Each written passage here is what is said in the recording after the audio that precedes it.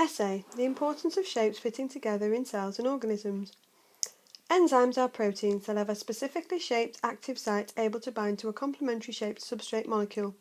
The shape of the active site being complementary to the substrate allows similar shaped molecules to bind and block the active site and act as a competitive inhibitor.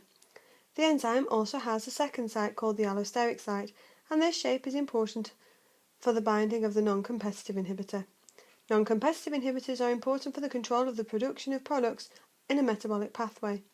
When the products are high in concentration, they can act as non-competitive inhibitor, and in so doing, reduce the production of the end product, stopping the metabolic reaction and unnecessary waste of energy when there is enough product already made.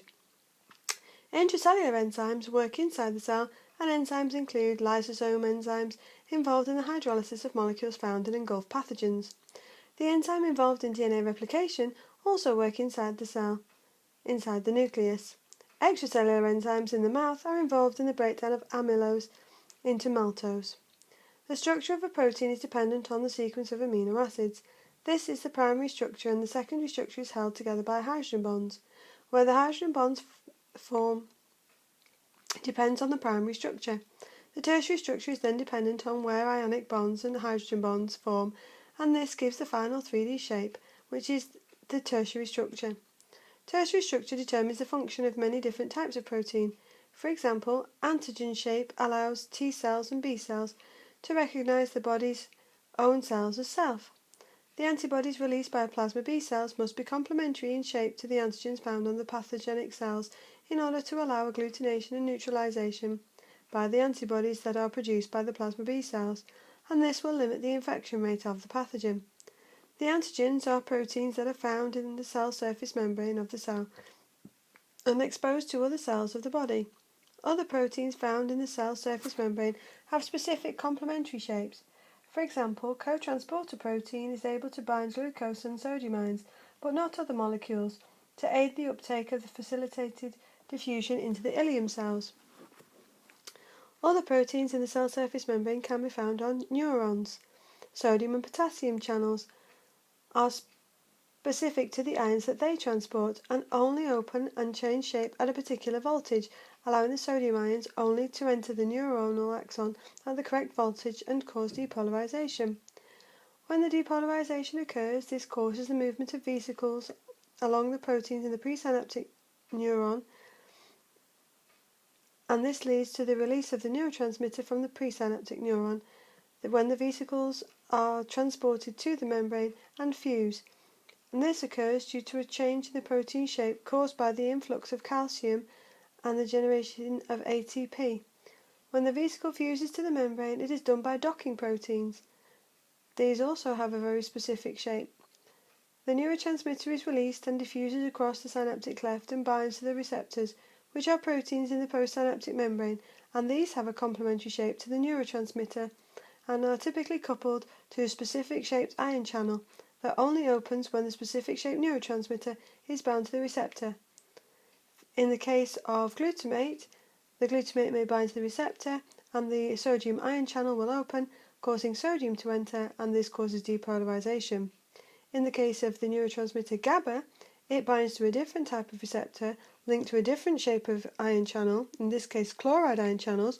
Chloride ions enter the postsynaptic neuron and make the membrane potential so low that it is impossible to depolarize, and so this acts as an inhibition.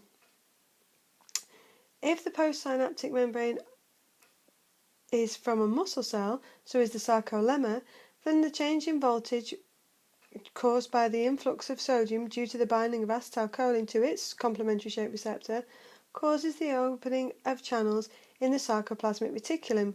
The calcium stored in the sarcoplasmic reticulum then is released through specialized specific ion channels and then binds to the protein troponin, and this causes a shape change, and in so doing causes the tropomyosin to move away from the binding site that's found on the actin and allows the myosin molecule to make a cross bridge with the actin.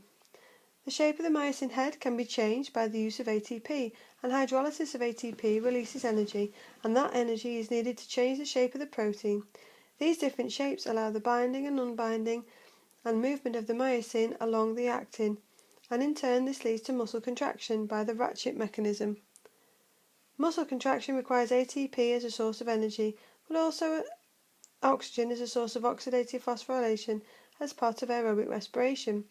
The supply of oxygen is delivered by the protein hemoglobin. The shape of oxyhemoglobin dissociation curve is a sigmoid shape due to the effect of the binding of oxygen on the heme group to the 3D shape of the hemoglobin molecule. Once the first oxygen is bound, the shape changes to make it easy for the second and third oxygen molecule to bind to the hemoglobin. The hemoglobin has a specific shape able to show high affinity for oxygen, though the oxygen will be released when there is a low oxygen concentration, and the hemoglobin will load with oxygen when the oxygen partial pressure is high, for example in the lungs. The requirement for oxygen can be detected by the chemoreceptors in the carotid blood vessels, causing an increase in the heart rate. The contraction of the muscles causes a smaller volume in the ventricles, and this creates a pressure which forces the blood out of the heart.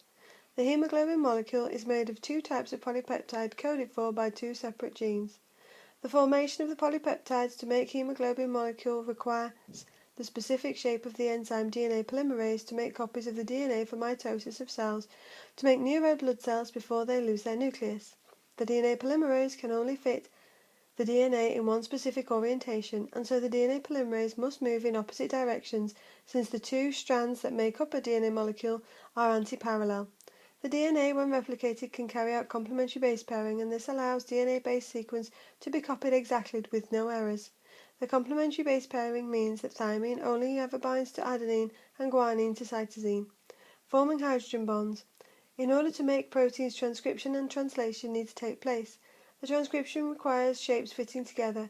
RNA polymerase must fit onto the mRNA and complementary base pairing.